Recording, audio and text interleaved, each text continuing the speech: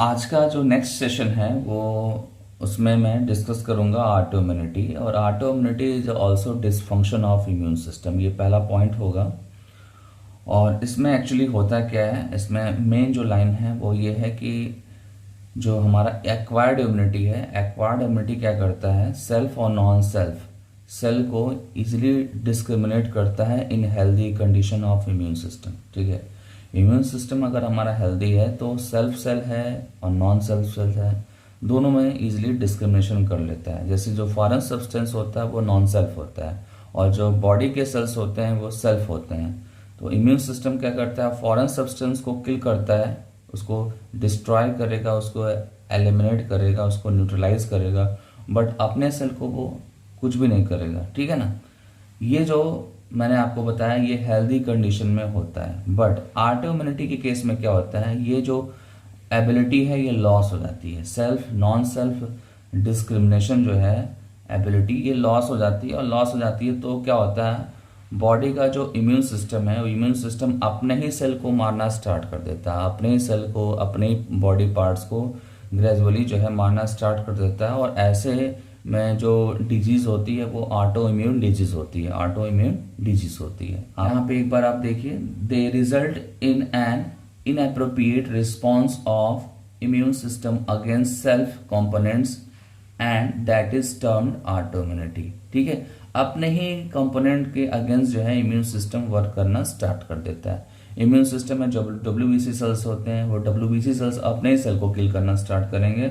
तो इस कंडीशन को आप क्या बोलेंगे, ऑटो इम्यूनिटी बोलेंगे। ठीक है ना, ये ऑटो इम्यूनिटी का डेफिनेशन एक तरीके से हो गया। देन एनसीईआरटी की लाइन देखेंगे, एनसीईआरटी बोल रहा है कि memory based acquired immunity evolve in higher vertebrates based on the ability to differentiate foreign organisms from cells from self cell।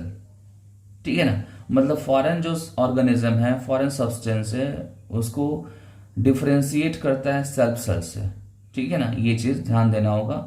और ये कब होगा, जब मेमोरी बेस्ड इम्यूनिटी होगा। मेमोरी बेस्ड, आपको पता है ना कि आपके एक्वायर्ड इम्यूनिटी में एक कैरेक्टरिस्टिक्स एट्रीब्यूट होता है, जिस वो एट्रीब्यूट होता है आपका मेमोरी। ठीक है, मेमोरी के बेसिस पे क्या होता है कि हमको याद रहता है कि कौन सा अपना सेल है और कौन सा फॉरेन कंपोनेंट है। ठीक है ना, सेल्फ सेल को वो पहचान लेता है, उसको मेमोराइज कर लेता है, उसको फ्यूचर के लिए मेमोराइज करके रखता है। और जो नॉन सेल्फ है उसको हमेशा क्या करता है, उसको किल करता है, उसको डिस्ट्रॉय करता है, उसको एलिमिनेट करता है। ठीक है ना, ये कॉन्सेप्ट आप ध्यान दीजिएगा। और इसके बाद से हम एग्जाम्पल्स को फोकस करते हैं। यहाँ पे जो एग्जाम्पल है वो है रूमेटॉइड अर्थराइटिस, एनसीईआरटी का इकलौता एग्जाम्पल। देन यहाँ पे मैंने कुछ अदर एग्जाम्पल मेंशन कर रखे हैं जो आपको हेल्प करेंगे। नेक्स्ट जो एग्जाम्पल है वो है Addison disease, then Graves disease, then Hashimoto thyroiditis. ठीक है, insulin dependent diabetes mellitus, then last में आपका है मायोकार्डियल इन्फेक्शन। ये कुछ ऑटो इम्यून डिजीज है जिसको आप एज इट इज लर्न कर लेंगे। ये नीट के एग्जाम में आपको हेल्प करेगा। ठीक है ना, बहुत नीट के एग्जाम में डिफरेंट डिजीज से रिलेटेड क्वेश्चंस आएंगे तो वहां पे ये हेल्प करेगा। ठीक है, अब आगे देखते हैं।